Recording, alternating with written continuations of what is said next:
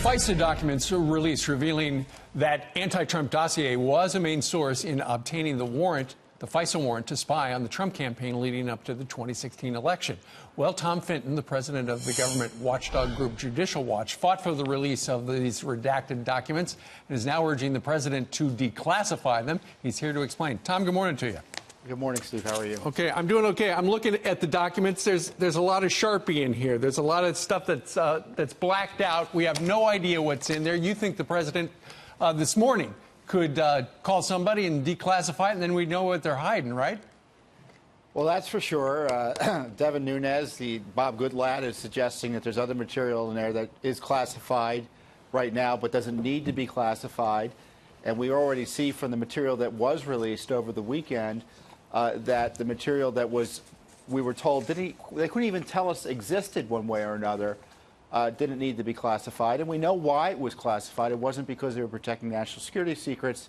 It was to cover up misconduct by the Justice Department and the FBI in misleading the courts by using this dossier in a dishonest way to gain a warrant to target the Trump team. Right. And apparently 4 times the FBI told the FISA court they didn't think that Christopher Steele, the guy behind the dossier, was the guy who leaked the news to Yahoo News that got the ball rolling. And in fact, he did. You know, Steve, I call it a self-licking ice cream cone, that document. They talk about the dossier generally. Then they talk about news reports about the dossier.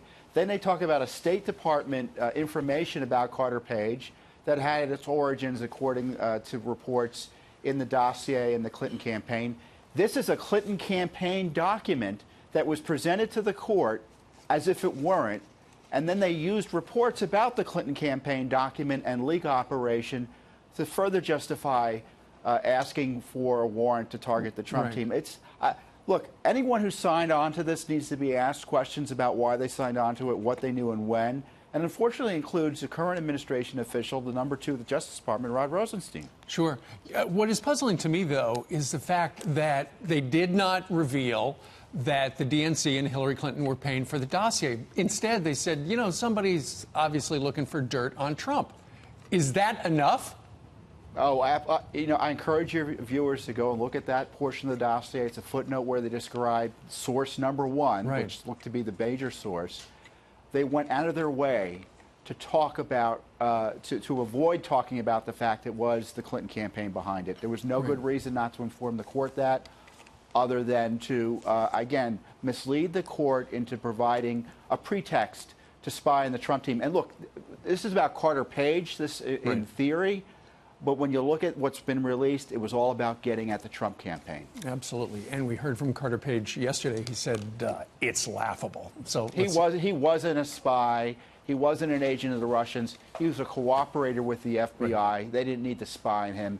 It was a fraud and a hoax designed to target Trump, and the DOJ and FBI and the Obama gang behind it need to be held to account. Well, by spying on him, they got to spy on everybody in the Trump campaign. Tom Fenton, we thank you very much. It was Judicial Watch that, with their Freedom of Information request, that got this out in front of all of us. Thank you, sir.